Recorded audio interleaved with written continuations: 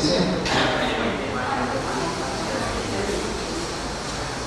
Bueno, vamos a dar inicio al cuarto encuentro del ciclo de conferencias que hemos propuesto acá con la cátedra de Política 2 y la cátedra abierta Rasullo.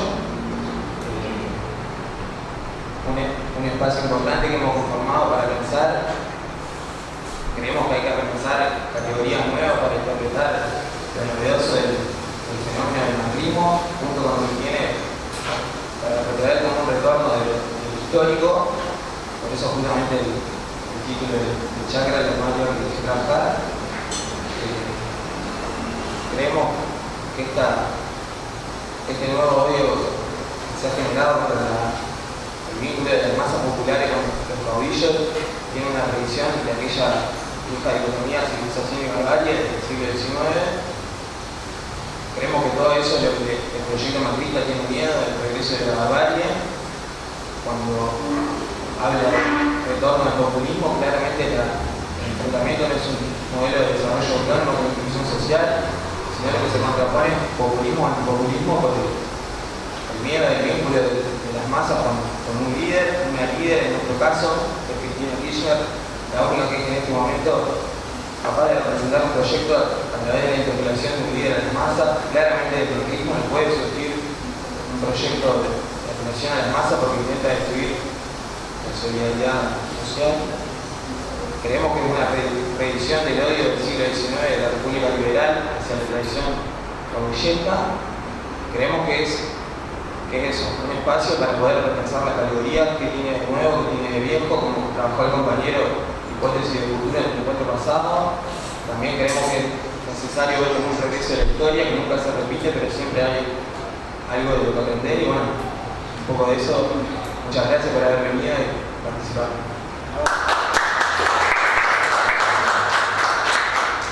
Bueno, muchas gracias por haber venido a este ciclo de charlas. Como comentaba Ciro, la semana pasada habló de Ezequiel Gato. Y Ezequiel Gato había comenzado su exposición señalando que hay dos posibilidades, entre otras, para pensar el proyecto de Macri. Hay una posibilidad que tiene algo de cierto, que es pensarlo como digamos así, como el asalto al poder de Estado de un grupo de CEOs y gerentes de empresas transnacionales que vienen a saquear a ese Estado. Esa hipótesis tiene algo de verdadero, pero Ezequiel intentó sostener una cosa mucho más compleja, que era demostrar cómo existe una utopía en Macri. Ciertamente es una utopía que es una distopía, es una utopía en el sentido más oscuro del término, pero esa utopía existe. Y él nos presentó entonces un modo mucho más complejo de pensar este ensayo de hegemonía por parte de este nuevo gobierno en la Argentina.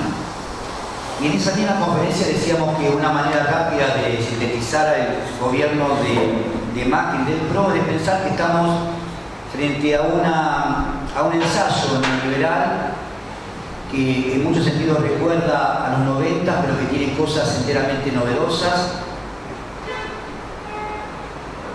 Y al mismo tiempo es un intento muy fuerte y muy inédito de restauración conservadora en la Argentina. Y en ese sentido el gobierno de Macri sí supone una ruptura muy fuerte, incluso con las premisas que sostuvieron la transición democrática en este país desde el año 84 hasta ahora. Hay algo enteramente novedoso en lo que estamos viviendo. Y para pensar este tipo de problemas y para pensar además la incidencia central que tienen los medios de comunicación, yo voy a intentar hablar no ya tanto de algo que responde al futuro, sino más bien de algo que tiene que ver con el pasado de la Argentina. Para intentar mostrar, lo voy a decir ahora rápidamente y lo voy a intentar desarrollar en la próxima hora, para intentar mostrar, digamos, una cosa que me parece que es lo más evidente en este momento, es que este es un gobierno que tiene cosas muy nuevas, en donde los medios de comunicación juegan un rol absolutamente central. Esto supone una redefinición del campo de la política, del espacio público, de la estrategia, pero al mismo tiempo el principio articulatorio de esta configuración que hoy gobierna la Argentina exitosamente, aquello que lo conforma como un bloque político cimentado y con fuerza, no es una ideología, sino un conjunto de prejuicios, de resentimientos, de mitos que provienen de un pasado bastante lejano en la Argentina, que provienen de mediados del siglo XX. Yo creo que, entre muchas cosas, Macri expresa el regreso de la Argentina gorila, el regreso de una serie de principios, de mitos, de reacciones que se expresaron inicialmente con el primer gobierno de Perón en la década del 40.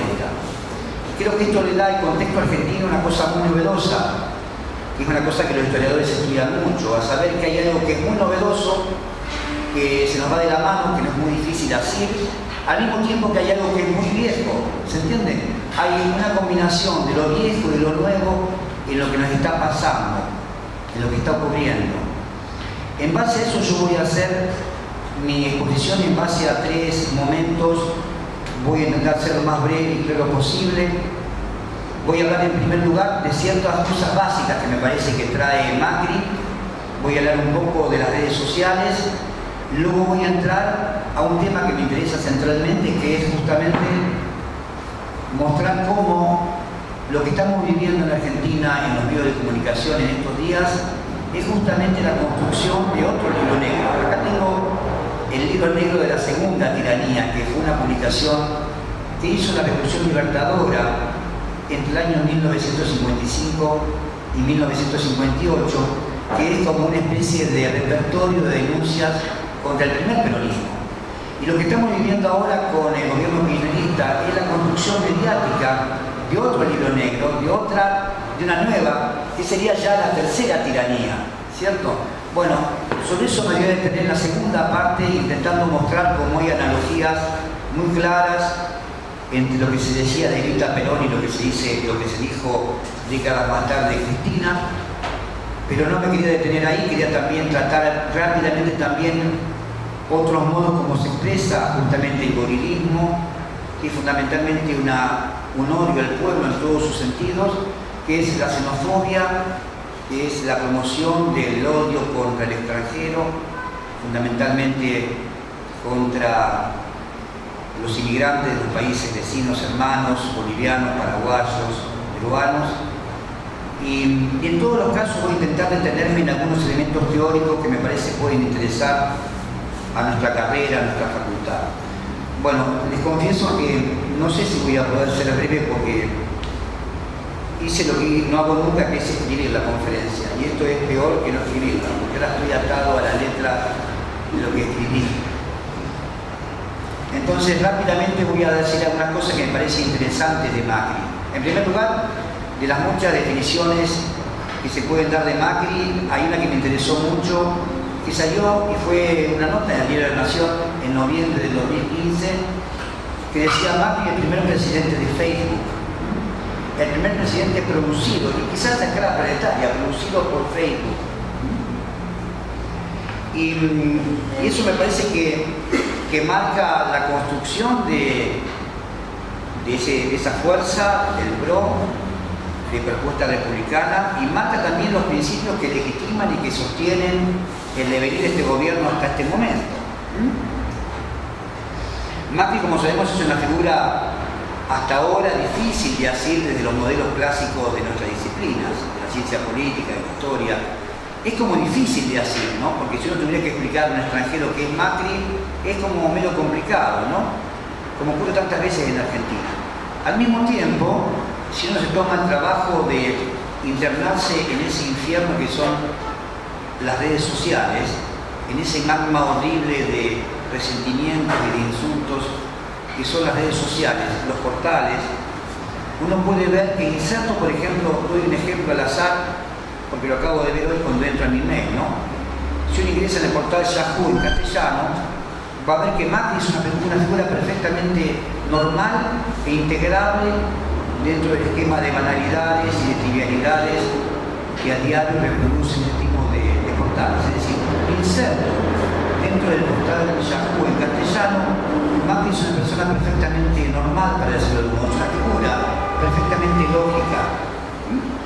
Es justamente el complemento a escala estatal de ese sentido común más mediático que incide y decide de manera definitiva sobre la esfera pública.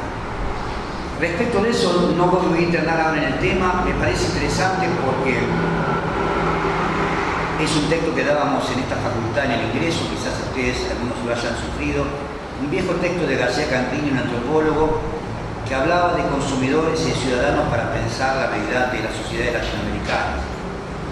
Entonces, para pensar en la representación política, García Campini, a la idea de ciudadanía, que es una idea muy clásica, muy arcaica, lo combinaba con la idea del consumidor, para pensarnos al mismo tiempo como las dos cosas al mismo tiempo, ¿no? Y eso era un mix, un principio de hibridez muy interesante, pero a mí me parece justamente que lo que ha ocurrido en las últimas décadas, los acontecimientos políticos que han sacudido Brasil, Argentina, Paraguay, nos obligan quizás a pensar que estamos en una etapa en la cual esas categorías que aparecían como nuevas en los 90 vuelven como a caer nuevamente en una especie de desuso, ¿no? Y me parece que eso tiene que ver con la incidencia central de los medios de comunicación y de las redes sociales. Ahora, claro que esta no es una charla para discutir ideología y medios de comunicación, pero sí me parece que, por supuesto, en esto no podemos evitar hablar de lo cotidiano y de lo que de tantas maneras nos perturba. Por supuesto que los medios de comunicación tienen una incidencia enorme en el modo como se produce la política. Por supuesto que estamos observando a diario que esos medios son además autónomos respecto de la política. Los que guionan a este mundo no es el gobierno exactamente, es más bien el medio de comunicación, y el gobierno más bien es un instrumento del medio de comunicación. Vemos además una impunidad realmente que supera todo en cuanto a lo que se puede decir en los medios de comunicación. Yo creo que habría que realmente grabar y tenerlo en cuenta lo que está pasando en algunos programas, por ejemplo, de medianoche de Fantino, Animales Sueltos.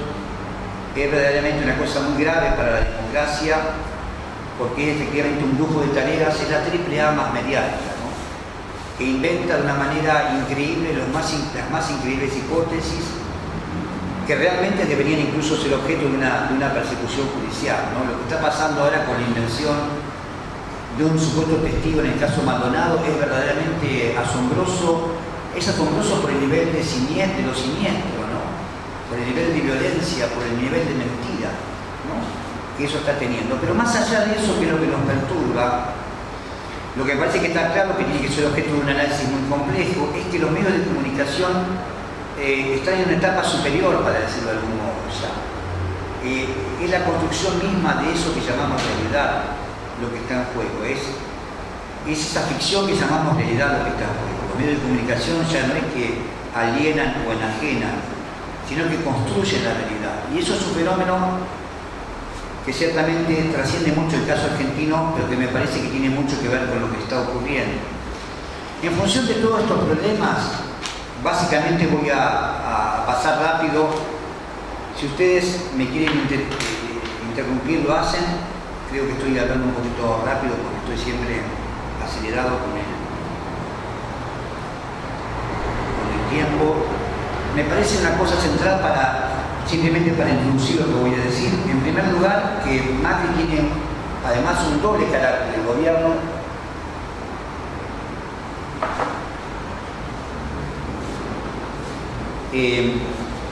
Por un lado tiene algo de cool y de posmoderno Macri, algo de felicidad, ¿cierto? Y eso se puede ver incluso teóricamente en los textos de Alejandro Rosilla. Eso hay que leerlo. Rosilla hay que leerlo porque es el momento vitalista, el momento positivo, el momento de una propuesta, digamos, que está inspirada en buena medida en el arte de vivir, en esa suerte de religiosidades nuevas, en una suerte de amoralismo nietzscheano que promueve el desenvolvimiento personal olvidando antiguas morales, ideologías. Hay un momento post-cool, ¿no? Un momento publicitario en Macri y en la publicidad del PRO. Y bueno, de ese punto de vista ofrece elementos propios de lo que sabemos es del lenguaje publicitario. Y ahí tenemos la promoción de algo que debemos de tenernos en esta facultad muy seriamente, que es esto que llamamos el emprendedurismo, ¿no? Y sobre esos temas que en general nos provocan reacción, ironía, creo que debemos trabajar muy seriamente porque ahí hay claves muy fuertes de lo que está en juego, ¿no? El emprendedurismo como forma de vida, como emancipación, la libertad del mercado, el más trivial repertorio de aspiraciones afectivas, esto lo sabemos, ¿no? Cuando todo el mundo habla del presidente como un amigo, Mauricio, algo ahí está funcionando bien, y el nombre de pila, la expresa adhesión al New Age, el New Age, el arte de vivir, es, ojo, la religión oficial del macrismo, no es un chiste, no es, han organizado muchas reuniones, esto también parece increíble, pero en las facultades habrá que ponerse a estudiar a New Age, parece increíble, pero en eso estamos. Y después, por supuesto que tenemos la política comprendida como pura gestión expurgada de cualquier carga ideológica, y eso se ve en muchas cosas, y hay una que me interesa mucho porque se trata de estas facultades, que es también muy interesante, que es este primer gobierno de la historia argentina que expresamente desconoce cualquier dimensión histórica. Eso es enteramente novedoso, enteramente novedoso. Es decir, hay una deshistorización, una ligereza expresamente buscada, ¿entienden? Fíjense ustedes que, por ejemplo, lo noté acá, un concepto clásico de la derecha como el concepto de nación, que es el que le da nombre al libro, al diario, ¿no? Ese concepto ya implica una carga ideológica, una serie de valores que pueden ser profundamente reaccionarios, pero que son valores. Supone una narración, supone una épica, y es justamente todo eso lo que Macri no quiere tener, lo que Macri quiere sacarse de encima.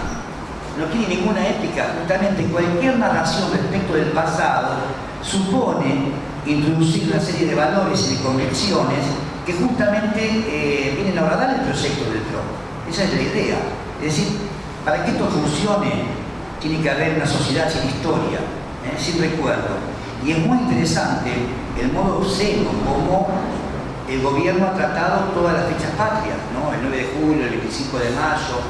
Hay algo verdaderamente abrumador en todo esto si pensamos lo que esto ha significado a lo largo de tantos años. Pensemos en tantas maestras, en tantos lugares de la Argentina preparando, hemos visto a nuestras tías, a nuestras madres, hermanas, preparando el discurso del 25 de mayo la noche anterior y buscando el villiquen.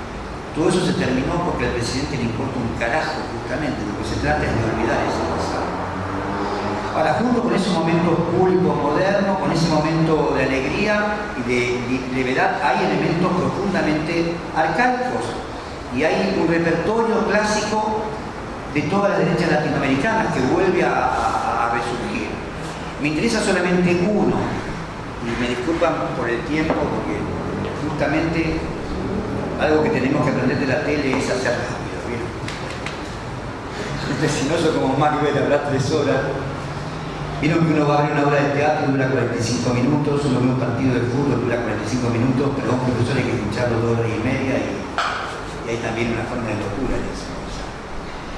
Y yo quería detenerme acá en otra cosa que me llamaba la atención, que remite al pasado reciente, que tiene que ver con esta cosa tan reaccionaria y que yo les debo confesar que en el plano personal me remite a mi adolescencia, a mi escuela secundaria y a las charlas que yo escuché en el seno de mi familia, porque esto del gorilismo uno lo sabe bien, no por los libros solamente, sino porque uno lo escuchó siendo muy niño.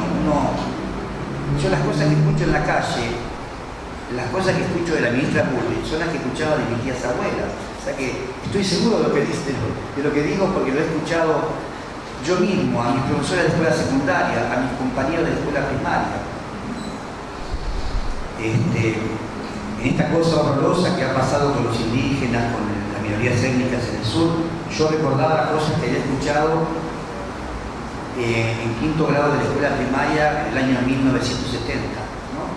Esa aversión hacia los pueblos autóctonos, etcétera, etcétera. Bueno, acá que me quiero detener, simplemente en algo que ha funcionado también muy bien y que también deberíamos pensar, que es una manera de mirar el pasado en clave de expiación de un pecado. Y esto le funcionó muy bien a Cavallo en su momento, cuando Menem, en el 91, cuando el plan de convertibilidad. Y lo que hay que trabajar es la retórica que funciona. ¿Y qué le funcionaba a Cavallo? Bueno, y a la dictadura militar también. No es el argumento que justifica la política de ajuste y de hambre en función de un pecado colectivo que se ubica en el pasado reciente o en el pasado lejano. Y es una expiación que luego de altos sacrificios garantizaría una redención segura en un futuro que va a ser, por supuesto, la abundancia, del cual no vamos a gozar nosotros nunca, porque ese goce siempre va a estar diferido para nuestros hijos, nuestros nietos. Entonces, sacrificios de muchachos, la vida no importa, hay que ajustarse porque el fruto de este ajuste lo tendrán sus bisnietos, ¿entienden? Ahora, esto funciona. Esto le funcionó a Cavallo y esto es lo que está funcionando ahora. Si el ministro Cavallo instauraba su plan de convertibilidad, fue lo que dijo en el plan de convertibilidad cuando lo instauró en el 91, argumentando que los argentinos habían vivido 50 años de orgía inflacionaria, de esa joda de andar emitiendo y de crisis fiscal que había sido un invento del peronismo, ahora había que pagar por hecho. Esa es la idea. El gobierno de Macri hace lo mismo, pero está más acotado. El pasado del cual se refiere es el pasado, obviamente, de los gobiernos kirchneristas, del ciclo kirchnerista, pero repite exactamente el mismo modelo religioso de la culpa y del sacrificio. Entonces, el presente de restricciones y angustias, el aumento desmedido, increíble, o sea, si le preguntás a un amigo que vive en algún lugar del mundo que la electricidad aumentó en 1200%, la gente cree que es un error en el estiplado del mes, ¿no? El presente de restricciones y angustias impuesto por la política de ajuste no tiene importancia, en verdad es un castigo merecido. Esto es muy interesante. ¿Vieron cómo se connota, por ejemplo, la idea de subvención, ¿no? Han sido subvencionados. Es un castigo merecido después de tanto despilfarro social, gasto y consumo. Y esto lo que logra es crear esta ficción que es importante, que el presente como tal, con sus desgracias, no existe. No es más que el pasado de un futuro que irremediablemente será un futuro de prosperidad, etcétera, etcétera. Salvo que algunos por desidia o por estupidez no lo quieran ver. Ahora, esto es central. Yo me detengo en esto, me parece que es todo motivo de discusión, porque justamente es en esa pequeñísima utopía de poder plantear un futuro en donde haya alguna modificación respecto del presente, en donde hay como una especie de promesa de que algo puede cambiar, donde yo creo hay muchas razones, y buenas y malas, del resultado electoral de hace una semana, pero yo creo que ahí radica uno de los puntos centrales del triunfo que tuvo la fuerza oficialista. A diferencia de la oposición en sus diferentes variantes, que justamente no puede ofertar ningún sueño, o oferta complicidad o oferta resistencia, pero no oferta un sueño alternativo. Ahí hay un problema muy serio. Cuando no hay un sueño, ese lugar, ese vacío lo ocupa siempre el oficialismo. Eso es una cosa que tenemos que aprender. Y no me puedo detener en esto, pero es muy interesante para pensar desde la política, no me voy a detener, en que en circunstancias muy disímiles, con regímenes muy disímiles, sufrieron situaciones económicas enormemente dañinas, sin embargo, gobiernos tan disímiles como el de Macri y el de Maduro en Venezuela hayan logrado sortear con mucha suerte elecciones. Y eso me parece que también tiene que ser un elemento para pensar por dónde están pasando ciertas cosas de la política que son nuevas y que son tan difíciles de agarrar, ¿no? Pero eso lo dejo. Esto que ocurre marca la impronta decisionista como el gobierno ha hecho, ya lo sabemos todo lo que ha hecho hasta la desaparición de Santiago Maldonado. Todo ha sido horrible respecto de la educación pública, respecto de una increíble violación de principios republicanos, ¿no? Ustedes saben que ese intento de Macri de colocar a 2 jueces de la Corte Suprema por decreto es inédito, eso es. Pani, el historiadista de la Nación, al día siguiente dijo, esto no se le ocurrió a nadie. Es decir, no se le ocurrió ni a la dictadura militar, ahora se entiende. ¿Se entiende? es abrumador. Un señor que quiso poner por decreto a 2 jueces de la Corte. Bueno, ahí empezó todo lo que hemos visto, la persecución a Milagros Salas, en fin. Y sobre todo lo que más me afecta es el tema de derechos humanos y el tema justamente de esa búsqueda de chivos emisarios, donde el lugar central, y lo vamos a seguir viendo, van a haber peruanos, bolivianos, etcétera, etcétera. Ahora, para entrar ahora en tema, fíjense que recién entro en tema. Esa política no se legitima en base a principios doctrinarios. Eso no es así, no es que Bolivia Beta lo está doctrinando, todo lo contrario. Sino que se asienta en una serie de magmas, en un prejuicio que son vehiculizados por los medios de comunicación y por las redes sociales, que se han revelado estos medios extraordinarios productores cotidianos de malestares, temores, resentimientos, grandes y pequeños odios, lo que a su vez promueven, como todos sabemos, el desprecio por la política, por los políticos, y todavía más grave habilitan el regreso de las formas más arcaicas, sobre todo del desprecio de clase, el clasismo de derechas, ¿no? Y el racismo y la xenofobia. Allí encuentra a su público Macri, y ello explica, entre otras cosas, esa violencia propia de una derecha radicalizada y xenófoba. En ese sentido, Macri es como Le Pen y Macri es como Trump, con que se ataca a los grupos, bueno, a los mapuches, ¿no? O a los inmigrantes de países vecinos acusándolos de delincuentes. Todo lo que pasó con la Salada, ¿cierto? Con lo que ocurrió en la Salada es simplemente la búsqueda de la banda de delincuentes peruanos, ¿no? La banda de los peruanos, la banda de los gitanos, ¿no? En este marco voy a decir algo que después voy a retomar. A mí me interesa mucho en redes sociales, hay que descender a ese infierno, ¿no? Porque ahí encontramos algunas retóricas que me parece que son centrales en esto que yo llamaría retóricas del gobiernismo, que es, en primer lugar, la red social es el lugar por excelencia donde hay una personificación del proceso social, no hay política, hay una novela venezolana, buenos y malos, traidores y, ¿se entiende? Putas y no sé qué, ¿no?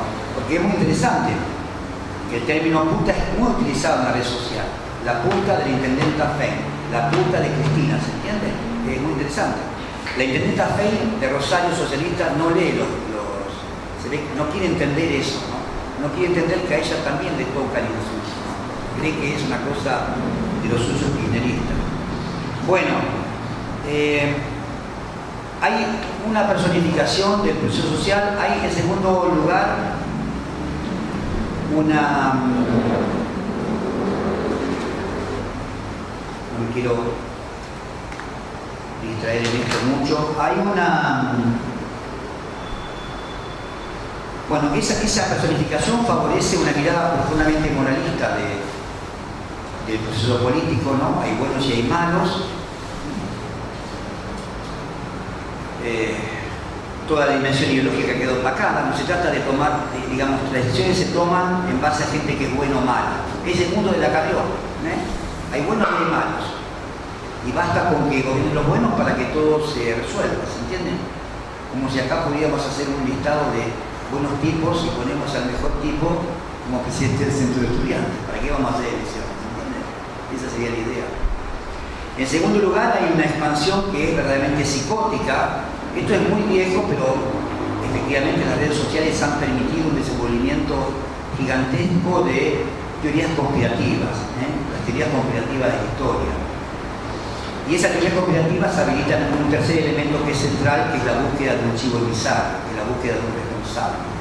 Es muy interesante en ese sentido porque estas redes sociales, que son algo muy novedoso, sin embargo permiten reproducir estos movimientos que son muy viejos. Si ustedes toman cualquier manual que trate del fascismo, van a encontrar estos elementos como elementos centrales del discurso fascista. La personificación, la teoría conspirativa y el chivo emissario. Son casi la base a partir de la cual se enseña cualquier sociología, por ejemplo, del fascismo, en la Italia fascista, etcétera, etcétera. Es decir que lo que aparece en la red social, mediado por la tecnología, es algo muy, pero muy viejo. Y produce un efecto realmente muy exitoso, ¿no? Porque de eso se trata. ¿Cuál es el vector que unifica todo este universo? Bueno, el vector que unifica es la corrupción. Y sobre la corrupción me voy a detener luego un poquito más tarde, ¿no? Es el vector, digamos, por excelencia de los medios y es el modo como se produce la política en toda América Latina, no solamente en Argentina. Bueno, ahora, claro, dos cositas. Los manuales de semiótica nos enseñan que entre la emisión y el receptor hay muchas mediaciones y que en general entre lo que alguien que enuncia algo quiere decir y el modo como eso se entiende hay siempre mucha distancia. Sin embargo, desgraciadamente si de algo podemos estar seguros es que hay un principio de identificación muy grande del público con muchas de estas enunciados que salen del universo de las redes sociales, del gobierno, etcétera, etcétera. Y lo que me parece que también es interesante pensar es cómo, si bien hubo siempre en Argentina un profundo rechazo a políticas, digámoslo así, desarrollistas, igualadoras, por parte de las clases medias, ahora lo que vemos es un seguidismo al discurso neoliberal de porciones mucho más amplias de la población. Y de esto tampoco me voy a extender, pero todos lo habrán visto. Uno va a un comerciante en un barrio y encuentra en ese comerciante las consignas que uno escucha en la televisión y escucha a ese comerciante despreciar sus propios compradores, a la gente que le compra, que son unos negros que no quieren laburar, que reciben el plan social, ¿no? Que atentan contra nosotros que somos los buenos trabajadores. Yo lo escucho eso en el verdulero de la esquina de San Juan y Oviedo Lagos de Rosario. Y siempre discutimos sobre ese tema. Y él, por supuesto, que no entiende, porque justamente él está sentado en el lugar de la meritocracia, de que él se rompe el lomo, mientras esos negros de mierda reciben el plan no sé qué, y ahora la tarjeta G Argenta con no sé qué, bueno, etcétera, etcétera. O sea, la distribución kirchnerista lo que generó fue una banda de vagos, etcétera, etcétera, ¿no? Que ataca a aquellos que se ganan el palco del sudor de su frente, el pan con el sudor de su frente. Sobre esto me parece interesante simplemente porque esto es la facultad, señalarles que respecto de esta nueva subjetividad, uno podría llamar el trabajador neoliberal, en el sentido que es el trabajador que asume los principios neoliberales. Hay ya una serie de trabajos que me parece que son centrales para estudiar. Hay un texto muy interesante que está en la biblioteca de Verónica Garro, que se llama La razón neoliberal, que habla de un neoliberalismo desde abajo, un neoliberalismo de los pobres, y trabaja la Feria de la Salada, y esto está siempre bajo el horizonte de muchas ideas de Foucault, ¿cierto? Pero hay otros autores. Grimson, por ejemplo, ha trabajado esto en Le Monde Diplomatique, Escaleta en el suplemento Cash de página 12. Y me parece que estos trabajos que intentan pensar algo que me parece interesante, que tiene que ver con todo esto, que es que las mutaciones tecnológicas, la sociedad postindustrial, la cultura posmoderna, nos obligan a desplazarnos de muchas creencias que sustentaban nuestro modo de pensar y la política, ¿no? Y de pensar que efectivamente esas modificaciones inciden de manera decisiva en la subjetividad, ¿no? Y en efecto hay un abandono justamente de formas de solidaridad colectiva o de viejos valores, que es lo que va a permitir, lo que está permitiendo el avance de la derecha de tantas formas en América Latina. Y en muchos casos también estos trabajos, Escaleta, tengo uno que se llama El moyanismo social, también de Le Monde Diplomatique, y hay uno que es muy interesante, Eduardo Crespo y Javier Guibaudi, una publicación de Flaxo de ahora, que se llama El neoliberalismo tardío, que también trabaja el tema de las nuevas subjetividades en juego en América Latina. Acá también hay ciertas críticas interesantes al gobierno de Kirchner, de los gobiernos kirchneristas, mejor dicho, ¿no? Porque lo que se muestra es que hay rupturas, pero también hay continuidades entre estas últimas décadas, ¿no? Y hay muchos procesos que venían desde antes, ¿no? Tampoco me voy a detener en esto, pero para decirlo de manera muy rápida, vulgar y grosera, se puede discutir muchas cosas, pero no hay duda de que la producción de consumidores a partir de la expansión justamente del consumo de políticas de promoción, de consumo en general de desarrollistas, lo que promueve es justamente consumidores, y solamente eso. Y lo que se revela de inmediato es que esa gente, mucha gente que fue beneficiada por las políticas económicas del kirchnerismo de manera muy obvia, sin embargo desconocen por completo la vertiente social de esas políticas, ¿se entiende?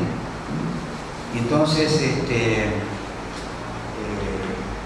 inmediatamente son aquellos que, es lo que decimos tantas veces cuando nos encontramos con amigos del secundario, este tipo que se vio beneficiado por tantas cosas que sin embargo ahora encuentra su salida en vaya a saber qué propuesta de Macri. Simplemente también para terminar con el tema, todos estos temas respecto de las mutaciones de tecnología y que el capitalismo ha tenido en la subjetividad, hay un autor que yo me permito recomendarles que se llama Marcel Gaugé, un autor francés que yo tuve la oportunidad de traducir hace ya muchos años atrás en un libro que se llama La democracia contra sí misma de Homo sapiens. Y Gauchet es un teórico conservador, pero tiene un texto muy interesante mostrando cómo vivimos en un mundo donde las premisas liberales se han vuelto sentido común, son el horizonte último a partir del cual funcionan nuestras sociedades, son el sentido común mismo de nuestras sociedades. No hay salida porque, es decir, o no hay salida en este momento porque hay un asentamiento enorme de principios individualistas, de derechos individuales en desmedro de cualquier tipo de acción colectiva, de cualquier tipo de solidaridad que no vaya más allá de la sumatoria de individuos. Y eso incide en muchos espacios, pero sobre todo incide en la idea de que es muy difícil encontrar alternativas, caminos de oposición a esto que vastamente llamamos neoliberalismo. Y yo creo que hay algo de Macri que verifica a Gauchet. Ahora bien, bueno, neoliberalismo, restauración y una población que me gustaría también atender a esto. Fíjense, yo creo que ha habido ciertas represiones, sobre todo en Buenos Aires. A mí me parecía que la represión policial, sin duda, les encanta reprimir, a la vuelta les encanta reprimir, eso está clarísimo, ¿no? Eso no hay duda. Tenemos nuestro primer desaparecido en democracia, bueno, cosas que me parecen realmente horrorosas en todos los planos. Sin embargo, muchas veces a mí me parece que hay como una sobreactuación más mediática de la represión para satisfacer al propio votante.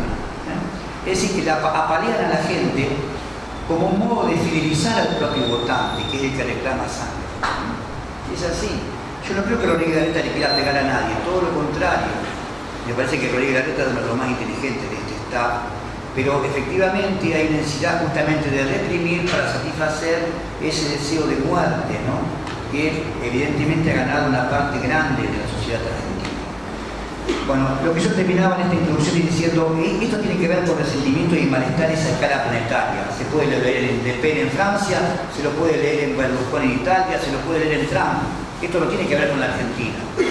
Si hay algo que es errado, si hay algo que los medios de comunicación se encargaron de hacernos creer, es que en América Latina o en Argentina hay alguna anomalía y que hay un lugar en Europa, en el centro, donde las cosas salen bien, donde hay democracia, libertad. Eso es un verso, digamos, ¿se entiende? Eso es un verso absoluto.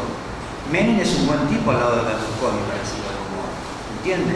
Y Macri es un buen tipo al lado de Trump, para decirlo de algún modo, ¿no? O sea que no estamos en el peor de los mundos, esto ocurre en todos lados. Ahora sí me parece que en este magma de prejuicios que se vehiculiza a través de las redes sociales y que tiene mucho que ver con el triunfo de Macri, hay algo del pasado argentino. Y para ese pasado hay que volverse hacia atrás. Y de eso voy a hablar los próximos 15 minutos. Volver un poco, sigan, ¿sí? Voy a poner los anteojos porque estoy hablando muy rápido. Zampino, ¿está bien?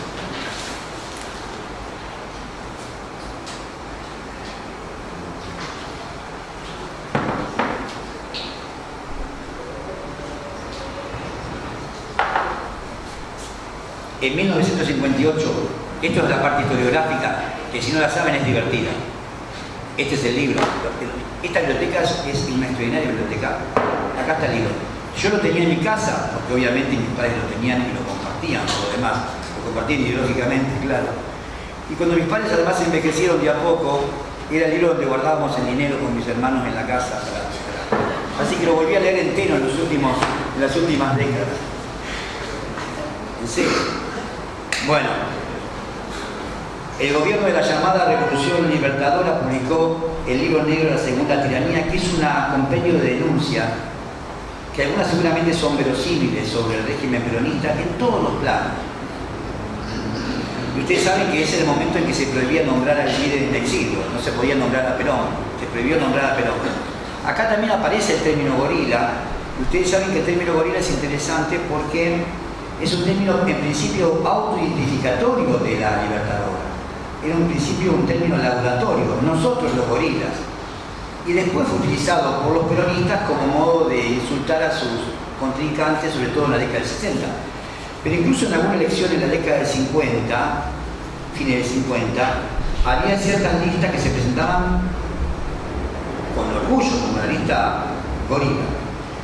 Bueno, esa denuncia sobre ilegalidades y corrupción se sentaba en una verdadera poética, un conjunto de mitos, de creencias, de rumores y de prejuicios sobre Perón, Evita, su régimen y sus seguidores. Sobre esto uno puede encontrar muchas cosas en Feynman, ¿no? En José Pablo Feynman, que escribió en la página 12 su filosofía política de una obstinación argentina y que cuenta todo esto. ¿Y qué nos cuenta? ¿De qué habla el libro negro? Habla de corrupción, pero habla además de la equívoca relación de Perón con las jóvenes de la UES, lo cual además es cierto. Ustedes saben que Perón andaba con las jóvenes de la UES. Después eso fue una historia de amor imposible, pero en su momento fue un escándalo. Habla del caso Juan Duarte, que era el hermano de Evita, que era una especie de pequeño atorrante que termina suicidándose, pero que los opositores dicen, como se dice ahora en Nisman, que en realidad fue asesinado por el propio Perón. De todo eso habla el libro negro. Y esta tiranía se llama la segunda tiranía porque obviamente la primera, y esto es una invención de autores de enorme envergadura, la primera era la tiranía de Rosa, ¿cierto? O sea, la segunda tiranía era la de Perón porque la primera había sido la de Rosa. Ahí vemos todavía cómo pesaba la historia en esa Argentina, ¿no? Entre liberales y revisionistas, entre rosistas y mitristas. Si nosotros tuviésemos que sintetizar en algo literario cómo se sintetizaba ese magma de prejuicios, hay un texto extraordinario escrito por Borges y por Luis Casares en el año 47, bajo el seudónimo de Bustos Domecq, que se llama La fiesta del monstruo. La fiesta del monstruo es un texto extraordinario porque literariamente es extraordinario, es un juego retórico en donde hay un rasgo paródico enorme, si se parodia constantemente el habla popular, el habla peronista, y se logra como condensar un lenguaje que es culto, pero que tiene incrustaciones del lenguaje plebeyo. Para decirlo, la operación que hacen Bioy Casares y Borges es una operación muy parecida a las letras de los Redondos de Ricota, muy parecida. Si lo leen van a ver que hay un procedimiento que produce el mismo efecto. Bueno, eso habla efectivamente de la genialidad de Borges y de Bioy Casares, pero lo que me interesaba es mostrar que es un texto que sintetiza como nada el espíritu gorila. Es la más impresionante conjunción de prejuicios en torno a las clases populares. ¿Y cómo es el cuento? Bueno, el cuento es un joven peronista que en primera persona le cuenta a su novia, la Nelly, un viaje con los compañeros desde el sur de Gran Buenos Aires a un acto en Plaza de Mayo, donde va a hablar Perón, que es el monstruo, claro. Y ese cuento tiene una cosa satírica y uno va como divirtiéndose hasta que en un momento abruptamente estos jóvenes peronistas se cruzan con un joven judío en la calle. Así, aparece un judío. Y se cruzan con un judío y lo quieren obligar a vender pleitesía al retrato que llevaban de Perón. A lo cual ese joven judío se niega. Entonces, ¿qué hacen? Lo matan. Lo matan horriblemente. No solamente lo apedrean, lo insultan, se ríen y después le clavan un cuchillo en la frente para divertirse. Ese es el cuento de Bioy Casares y de Borges. Y ese final, el final de la muerte, a todos los lectores desde ese momento hasta ahora les recordó el final de otro cuento, el Esteban Echeverría, que se llama El Matadero, que es la obra fundante de la literatura argentina de 1837. Bueno, simplemente eso lo voy a recuperar después al final, lo de Borges, pero simplemente para mostrar un lugar donde se condensa literariamente esto. Ahora, ese conjunto de prejuicios se expresaba, ustedes saben, el desprecio a los cabecitas negras, a los descamisados, que es un desprecio además estético, no solamente moral. Y lo que sí me interesaba detenerme era en que eso también suponía un enorme temor frente a la emergencia de las masas y del peronismo, ¿no? Y hay muchos relatos de horror de Buenos Aires de esa época respecto de Perón y de Evita. Y uno que me interesa recordarles, que es una cosa que yo, pero esto lo digo de verdad, no estoy exagerando, yo lo escuché esto en el seno de mi familia, pero lo escuché como verdad, ¿se entiende? Lo escuché como verdad. En un pueblo llamado Fuentes, cerca de Rosario. Lo he escuchado bajo la sombra de los paraísos domingo a la tarde, ¿se entiende? ¿Cuál era el cuento? El relato de horror concernía siempre a una mucama, al personal doméstico, que por supuesto era el infiltrado peronista en una casa burguesa, la casa del Blanco, ¿no? En la casa de Macri, para decirlo de un modo, ¿no? ¿Y qué pasaba? El padre y la madre salían al teatro y dejaban al bebé al cuidado de una mucama. ¿Y qué hacía la mucama? Lo mataba, lo asaba y lo servía en bandeja a los padres cuando volvían del teatro. ¿Se entiende? Eso es un relato, un rumor que corrió en Buenos Aires, pero de verdad estoy diciendo esto, ¿no? Junto con este hay muchos otros relatos que atañen a la sirvienta, ¿no? Que es la sirvienta amante del niño de la casa, que es un clásico, ¿no? El muchacho o el padre que tiene relaciones con la mucama, de eso no hay ni que decir. Y después, al final del régimen, la mucama, la sirvienta, la muchacha, la paraguaya como aquella que denunciaba al jefe de la cuadra peronista los complotes en contra del peronismo que se organizarían en el seno de la familia pequeño burguesa. Entonces era la que te denunciaba a la policía. Esto yo lo escuché de mi profesora de escuela secundaria, de la escuela Dante Alighieri de Rosario. La misma escuela donde fue Novarese, ¿no? Es una escuela que te enseñaba a ser sobre todo un cobarde, ¿no? Sobre todo un chupamedia. Novarese es un excelente alumno. Y muchos tipos que en ese momento eran malos tipos fueron buenos tipos, ¿no? Qué raro el mundo, ¿no? Muchos que yo hubiera jurado que terminaban creyéndole a Dante Alighieri, y muchos que parecía que no terminaron siendo eso que son, ¿no? Someterse al poder en cualquier condición. Bueno, vuelvo, porque lo escuchaban mis preceptoras también, ¿no? Y además porque lo decían en italiano, te obligaban a hablar italiano. Entonces, estas historias también se contaban en italiano. Lo escuchaba en mi escuela secundaria. Bueno, ahora lo escuchamos y vemos este prejuicio cuando Brad Guy dice la clase militante, no sé si se recuerdan, ¿no? La primera gran, ¿no?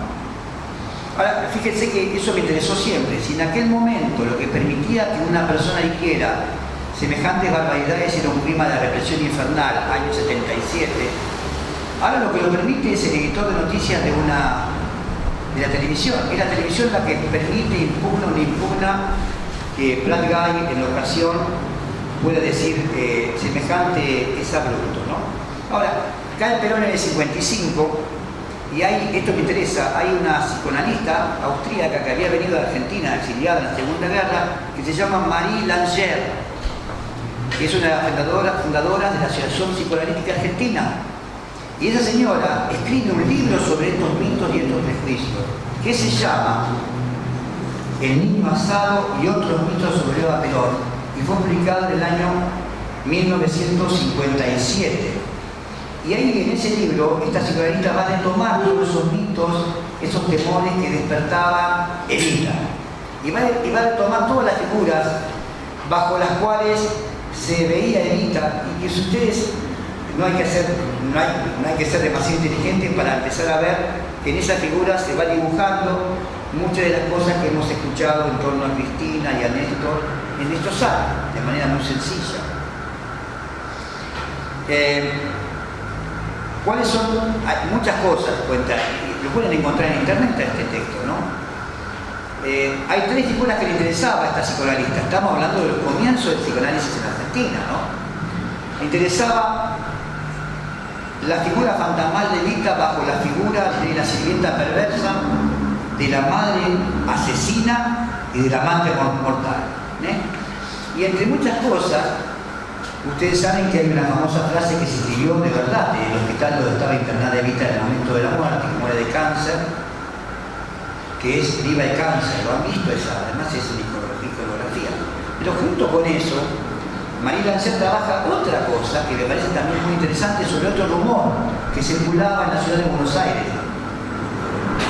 Rumor tan cierto que obliga a un trabajo científico. Que el siguiente es, dicen que hacia el año 51 se corrió en Palermo, fundamentalmente, entre las madres del barrio norte, estoy citando textualmente, se instruye que no hay que llevar a los hijos a hospitales o dispensarios.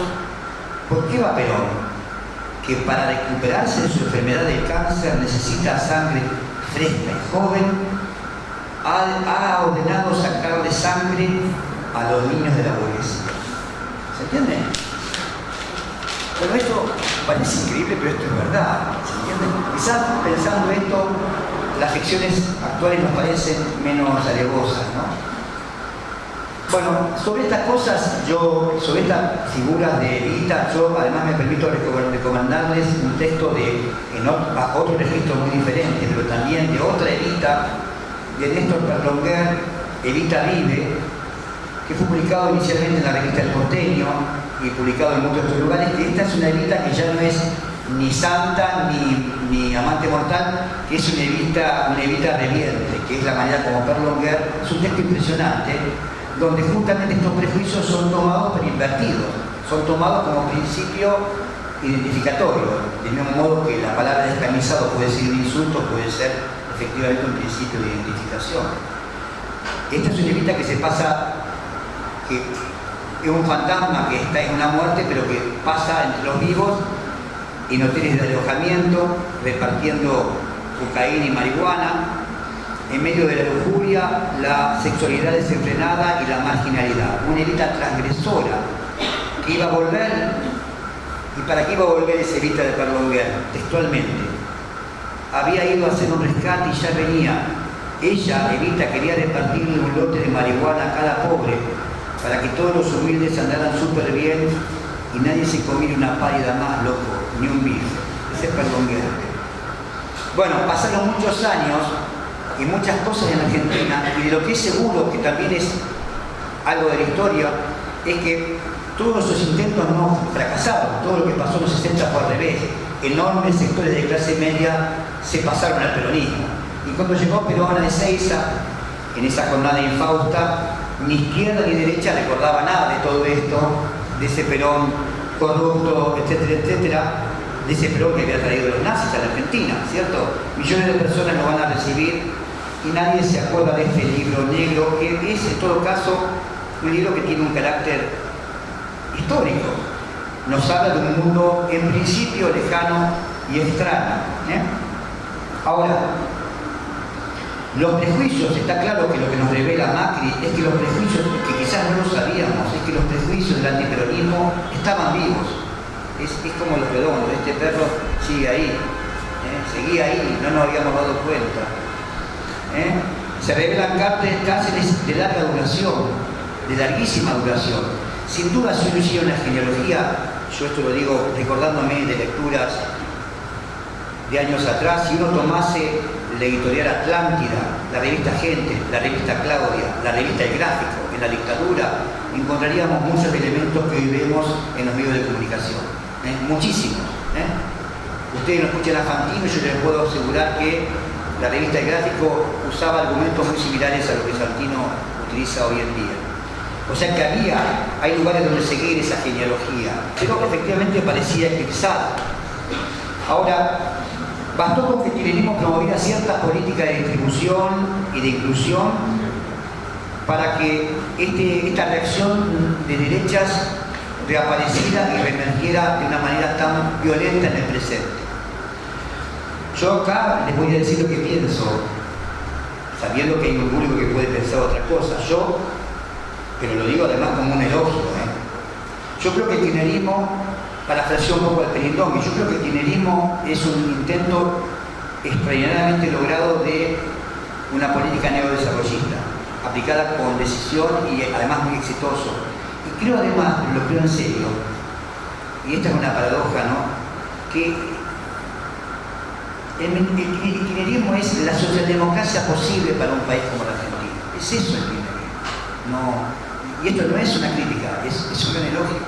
Yo creo que con eso le bastó para ser el mejor gobierno de la historia argentina.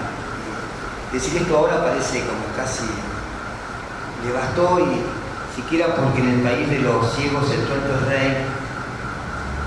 El mejor momento de la historia argentina desde el siglo XIX hasta ahora fueron esta década del kirchnerismo, ¿no? Ahora, evidentemente, bastaron ciertas medidas reformistas para que la reacción nos hiciera esperar, y esto lo tenemos en los medios de comunicación a diario, y lo que aparece justamente, ya encontrando un primer rasgo de genealogía con el peronismo, es una imagen de Néstor y Cristina como tiranos, pero como tiranos en el sentido literal del término, con que aprendemos Platón, insaciables, desmesurados, ¿no?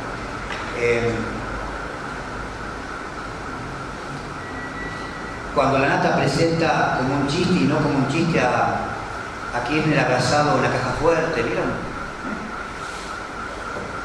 Digamos, uno diría, así como alguien creyó en los 50 que Evita le iba a comer la sangre a los niños para refrescarse, hay evidentemente gente que cree que, no sé, que tiene una adicción narcótica hacia la caja fuerte de Néstor Kirchner, ¿no? Esto fue lo que comenzó a instrumentarse ya hace unos años atrás y que ha alcanzado en estos momentos en que estamos aquí hablando un nivel enorme de hegemonía en los medios de comunicación. Respecto de eso, hay muchas cosas por decir. La corrupción se ve de muchas maneras, incluso no se han privado hasta de presentar una amante despechada de Néstor, ¿vieron eso? Que además es una amante despechada, no es una amante divertida, sino despechada, ¿no? Porque podría ser una amante, ¿no? Podría ser otro tipo de amante. Esta es despechada, porque eso articula con la necesidad de leuco, digamos, ¿no? Es una amante despechada, y ya le van a encontrar alguna amante a Cristina y así, ¿no? Todo esto, ustedes, digamos, si el peronismo tenía como crítico a un autor como Martínez Estrada, que es uno de los que inventó esta idea de la segunda tiranía. Martínez Estrada es un genio de la literatura y por muchas razones. Yo les pido que lean de verdad, si alguien puede leerlo, a un señor llamado Fernando Iglesias, que acaba de ser elegido diputado por el PRO por Capital, que hay un libro que se llama Es el peronismo estúpido, que sintetiza todo lo que acabo de decir, todo ese magma de preideológico, que no sabe de ninguna razón en contra, digamos, para sostener este tipo de posición. Si yo volviera, pero también muy rápidamente, si tuviésemos que pensar a los públicos a los cuales esto ha llegado, podemos pensar en algunos intelectuales del macrismo, ¿no? Pienso, por ejemplo, en Abel Pose, un tipo profundamente reaccionario. Cuando Abel Pose llegó al poder, dijo, lo nombró, fue cuando era Macri, era jefe de gobierno, ¿no?, en Buenos Aires. Y Abel Pose fue nombrado ministro de Educación de la ciudad de Buenos Aires. Esto fue en el 2009. Y dijo que la cultura rock estupidizaba a la juventud, al tiempo que en la primera aparición pública acusó al gobierno de Kirchner de promover el vandalismo piquetero, el desborde lumpen y la indisciplina juvenil. ¿No? Eso es Abel Pose. Ahí después podríamos adosarle al otro Darío Lo Pérfido, que es del grupo SUSI, que era del grupo de la Rúa, ¿no? Que dijo que los 30.000 desaparecidos eran un arreglo, ¿no? Ahí tienen otra. Ahora lo dijo Andajasi. Ahora también, sí, otro intelectual. Pero todos esos tipos, si alguien le hubiera dicho que era muy mal escritor, hubiéramos en su momento, pero nadie se atrevió a decir, un pésimo escritor era Andajasi.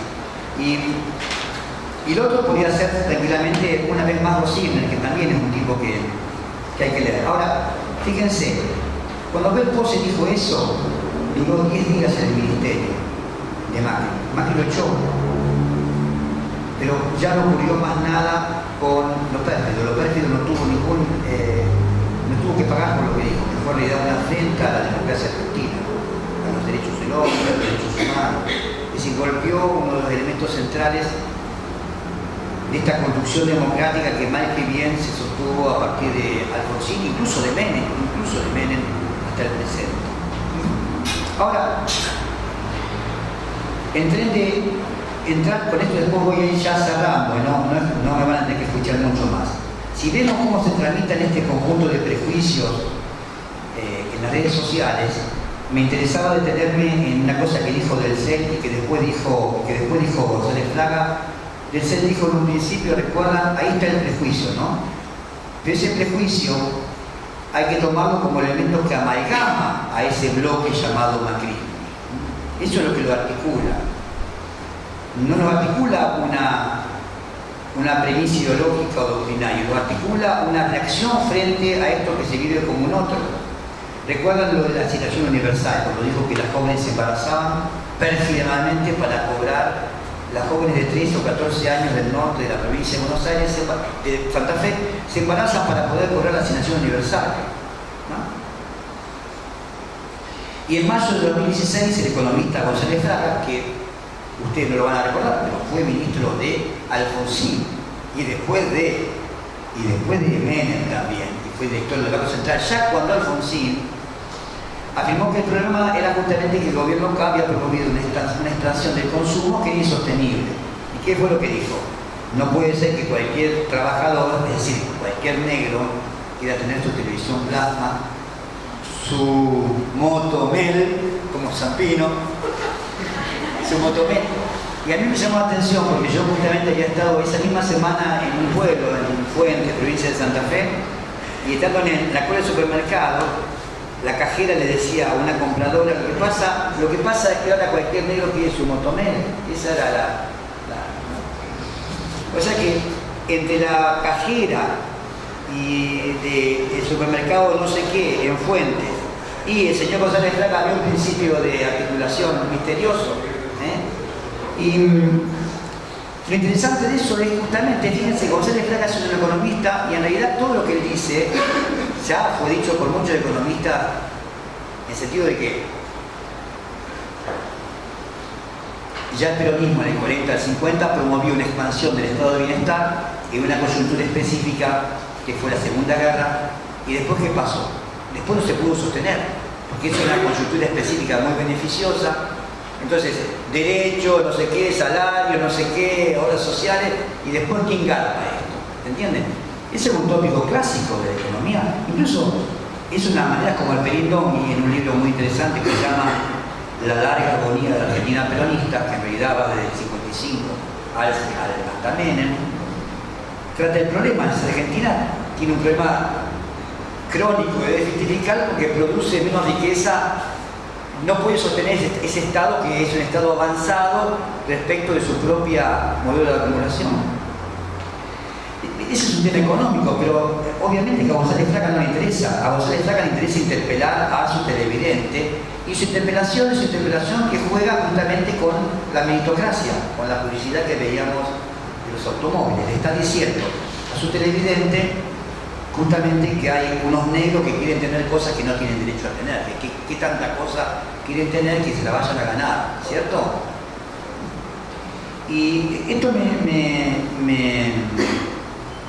me lleva a una cosa muy interesante que ustedes pueden ver en Santoro, el artista plástico, kirchnerista, en sus intervenciones que están también en Yahoo, él habla de una cosa muy interesante para pensar este antiperonismo, este gorilismo contemporáneo, que también es una cosa muy vieja y que también son cosas que yo escuché en mi infancia, que es lo que él llama, esto es una genialidad, él dice que se inspira en Lacan, él llama el fantasma neurótico del goce del otro.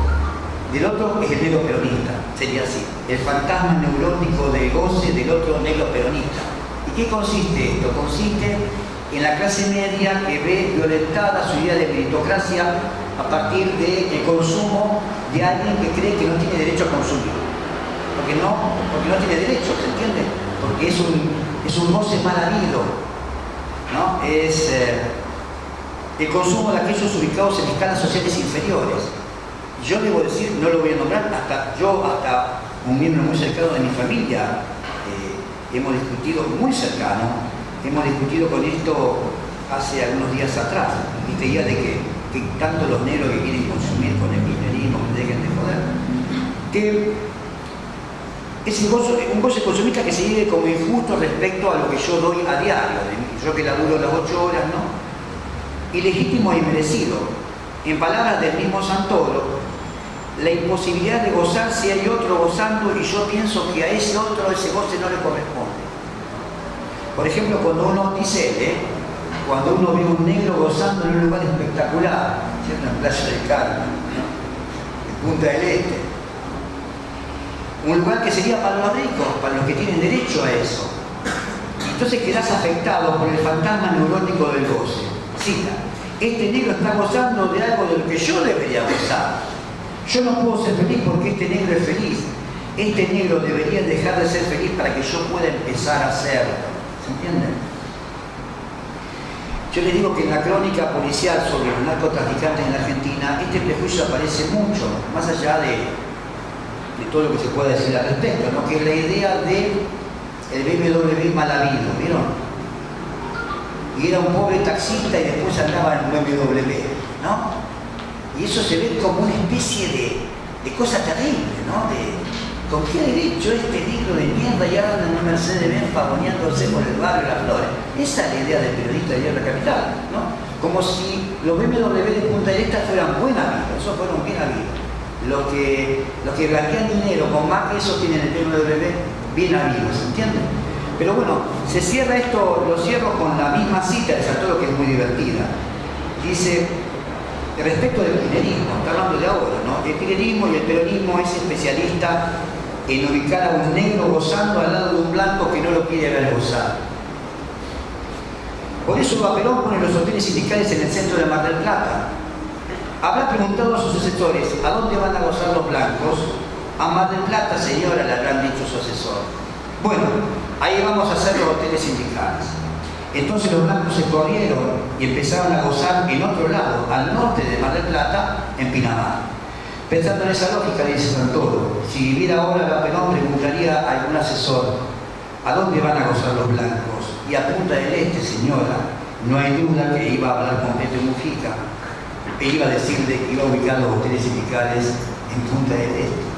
Bueno, bajo esa ironía, a mí me parece que hay algo muy interesante para pensar justamente las reacciones que produjo justamente la expansión del consumo en la era del kirchnerismo. Y ya voy a pasar a otro tema. Quería también hacer alguna alusión a cómo este conjunto de prejuicios también ataca, y es muy interesante y muy triste, ¿no? al gobierno socialista de Santa Fe, que persiste en no querer ver eso. Es muy interesante, ¿no? Es muy raro, justamente porque marca la naturaleza y la envergadura de lo que estamos hablando. No es en contra del kirchnerismo, es algo mucho más profundo, es un intento de restauración, es un movimiento mucho más fuerte. Y el socialismo santafesino, que ha sido devastado por esto, no ha podido reaccionar porque persiste en decirle a sus electores que ellos son todavía más gorilas que Macri. Sería esa la idea. Es rarísimo. Y en pedirle perdón, no fuimos tan gorilas como deberíamos haber sido. Ahora vamos a ser más antikirchneristas. Y eso no resultó, perdió la elección. En fin.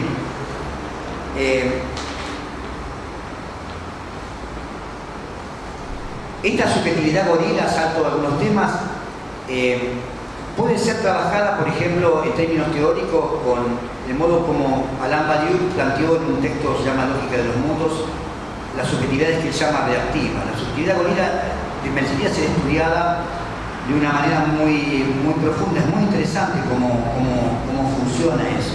Pero dejo este tema, en todo caso, para alguna pregunta. Y lo que me interesaba es mostrar esto que estamos hablando de los medios, permite la articulación de personalidades y figuras de las más diversas. Estoy diciendo algo muy evidente que ustedes lo ven en los medios, ¿no? No es solamente Macri, lejos de ser Macri, al contrario, diría, en esto no tiene nada que ver Macri, ni Vidal, ni nadie. Estos son los medios, los intelectuales progresistas de la Argentina que han trabajado para esto como nadie. Beatriz Sarlo, Marco Novaro, Alejandro Katz, Tomás Abraham, en fin. Y después tenemos Paña, Guinness, el grupo de tareas que rodea a Fantino todas las tardes, todas las noches en América, La Nata, Longobardi, Majul. Esos son los Julio Bárbaro, son los tipos que guionan la Argentina. Ahí sí no sería decadentista, ¿no? En ese nivel de decadencia estamos situados. Nuestro mundo es el mundo formateado por un señor que no pasaría el primer año de la facultad, Majul. Un señor, un tipo que no hablaba teoría de política 1, ¿se entiende? O sea, un burro de atar. En fin, ahora si nos preguntáramos qué asocia, digamos, qué es lo que permite esa asociación de gente tan diversa, ideológicamente tan diversa, pero además tan diversa en términos personales, ¿no? Porque el odio gorila, justamente, hacia el kirchnerismo, uno lo puede observar en gente muy diversa, y eso es muy interesante, lo puede observar en Babi Checopar. Yo escuchaba a Babi Checopar decir literalmente: si gana Cristina me corto los huevos y los pongo en un plato. Lo escuché yo en un taxi. Pero eso se conjuga, y eso me parece que es interesante, la amalgama de esto se conjuga con un tipo, por ejemplo, muy culto, un profesor universitario que ha escrito cosas muy buenas y muy serias, como Marco Novaro, que es un politólogo, en su comienzo discípulo de Jorge Dotti, el más grande filósofo político de Argentina. Novaro es un tipo muy inteligente, ha escrito cosas muy buenas sobre Carl Schmitt, sobre la política, y si uno lo ve ahora, ve un tipo, además de completamente reaccionario, digamos, un tipo que reproduce todas las banalidades, las estupideces, las imbecilidades más tristes, más pobres. Novaro no es ni siquiera una señora gorda, ni siquiera tiene la cosa divertida de la televisión, ¿no? Bueno, ¿cómo es posible esa conjunción? ¿Qué une a Novaro con Babi Checopar? ¿No? Al culto gorila con el bárbaro gorila. Bueno, lo une justamente ese conjunto, ese magma preideológico que estoy intentando, si no teorizar, si no aprender, por lo menos describir. Ese conjunto de prejuicios, de miedos, de resentimientos que constituyen esa forma de subjetividad. Lacan llamaría eso posiciones de sujeto, que cortan transversalmente clase, cultura y cosas muy diversas, ¿no? Y ese gorilismo podría ayudarnos también a pensar retrospectivamente la historia argentina, lo que pasó en Argentina cuando la dictadura, ¿no? Ese gorilismo que vemos ahora nos puede servir para pensar por qué la dictadura militar fue una dictadura cívico-militar, justamente. Lo que vemos aparecer ahora es algo que ya estaba ahí también ubicado, ya estaba ahí. Cosas terribles ya estaban ahí. Yo les voy a contar una cosa personal. Yo tenía unas tías abuelas que tenían apellido inglés. Cuando fue la guerra de las Malvinas, yo podría haber ido a la guerra de las Malvinas y no fui, etcétera, etcétera. No me convocaron, por cierto que no hubiera ido. Yo me hubiera escapado de la Argentina, hubiera hecho cualquier cosa. Para eso uno forma parte de la clase media, para poder escapar. Y seguramente, claro. Pero yo tenía unas tías abuelas que me invitaban a tomar un tecito, un copetín, en ocasión de la guerra de las Malvinas, un jerecito. Esto que cuento es verdad. Y cuando llego a la casa de mis tías abuelas, el jerecito era para festejar la victoria inglesa. ¿Entiendes lo que estoy diciendo? Era para festejar la victoria de Inglaterra en contra de la Argentina. Bueno, eso existe y ha existido en la Argentina.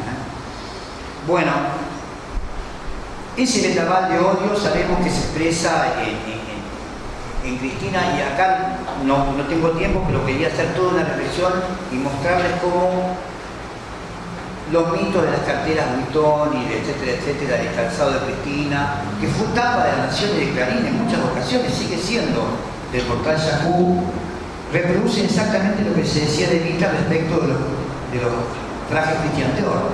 Ustedes saben que Evita había conocido a Christian Dior, a él mismo en persona, y Christian Dior le mandaba los trajes, ¿no? Incluso el mito cuenta que cuando murió Evita no había mortaja y utilizan un traje de Christian Dior cortado para hacer la mortaja de Evita. Pero esa asociación también es la asociación de dos jóvenes de hijas de familias pobres, huérfanas de padre, y también una asociación que se trabajó también años atrás entre esa especie de exceso y de ambición de mostrar el poder y la riqueza como dos jóvenes que han ascendido socialmente en la escala social. Bueno, hay muchas cosas que se podrían contar, y también me gustaba detenerme en algo que es específico de Margarita Stolbizer, que es que esto también produce, y esto es algo completamente nuevo en los medios de comunicación, estas son cosas novedosas, que se veían en la literatura, pero que los medios de comunicación han permitido ver de una manera también abrumadora. No me voy a detener en la pobre Margarita Stolbizer, ¿cierto? O sea, demasiado. Pobre Margarita. Ahora ya la pasaron al banco de suplente, no la vamos a ver más. Una persona que sacó el 2% de los votos fue la fiscal de la República más mediática. Nadie apareció más en televisión. Esto muestra lo que son los medios, ¿no? No representa a nadie, sin embargo, ha ocupado un lugar central, más que el presidente, en todos los programas de TN y compañía. Pero me interesaba porque lo de Margarita no era una simple denuncia. En Margarita se veía algo extraño que uno en la literatura lo sabe ver. Sarmiento y sus caudillos, ¿no? Y Rosas y Facundo. Es un odio, pero es un odio siempre en límite, es un odio que siempre arriesga a abismarse en deseo. Es un odio que no está exento de cierto principio de erotización.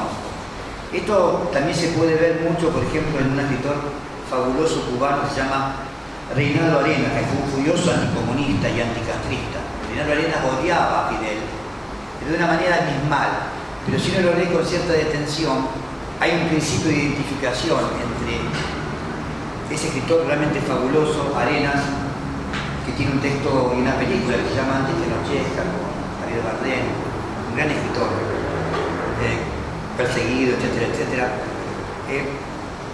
Y ese principio de abismarse en un deseo es algo que apareció en Margarita Stolbizer. Margarita Stolbizer tiene un mal rollo con Cristina, no es simplemente denunciarla, es recorrer sus vísceras, es meterse en la cama presidencial, es meterse en la intimidad de esa familia. Hay algo muy raro ahí, ¿no? En suma, Margarita hizo de Cristina Kirchner la razón de su vida. Eso es una cosa que también ha aparecido, que me parece novedosa. Bueno, todo esto ya sabemos cómo se ha expresado. Ahora, no solamente tiene que ver con el kirchnerismo, tiene que ver justamente con el modo como se ha tratado a los grupos, a las teorías étnicas. La persecución contra Milagros Salas es una persecución contra el pueblo indígena, no es otra cosa, es un intento justamente de restablecer un orden natural de diferencias, es restablecer el feudalismo en la provincia de Jujuy, es volver hacia atrás. Y ahí una vez más le aparece ese doble carácter de Macri. Ese que nos contaba Ezequiel Gato, un gaucho con el dron, pero al mismo tiempo es volver a una Argentina oligárquica, una Argentina del patrón de estancia, etcétera. Respecto de eso, yo quería decir simplemente y cerrar con, bueno, este tema tan horrible de los aborígenes y de los extranjeros. Yo he hecho toda una reflexión más bien histórica para mostrar cómo el odio hacia peruanos y paraguayos aparece en Argentina y se lo puede datar muy tempranamente. Había tomado como ejemplo un caso, esto no tiene que ver, pero tiene que ver con un caso de peste bubónica, porque yo estudio historia originariamente, de peste bubónica que hubo en Rosario en 1900, ¿no? Entonces, por supuesto, esa peste obligó a una cuarentena, y por supuesto las fuerzas locales, comerciales, no querían ninguna cuarentena, y ahí tuvo una pelea.